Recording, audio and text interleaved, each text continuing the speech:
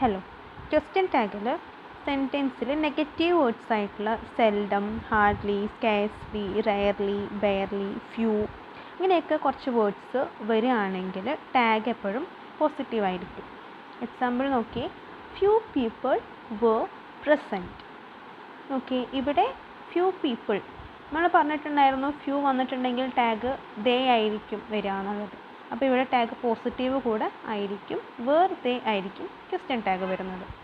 നോക്കി, rarely do we see him nowadays. ഇവിടെ rarely സ്റ്റാർട്ടിങ്ങിൽ വന്നിട്ടുണ്ട്, അതിനുശേഷം വെർബ് കഴിഞ്ഞിട്ടാണ് സബ്ജക്റ്റ് വന്നിരിക്കുന്നത്. അപ്പോൾ നമ്മളുടെ ടാഗ് എങ്ങനെയായിരിക്കും?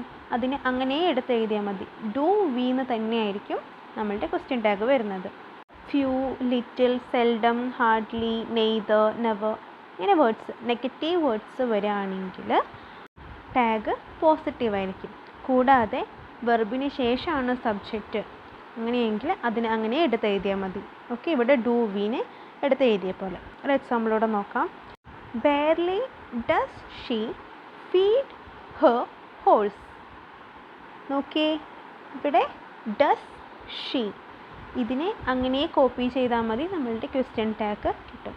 ബെയർലി വന്നിട്ടുണ്ട്, സോ അതൊരു നെഗറ്റീവ് വേർഡാണ്, അതുകൊണ്ട് ടാഗ് പോസിറ്റീവായിരിക്കും.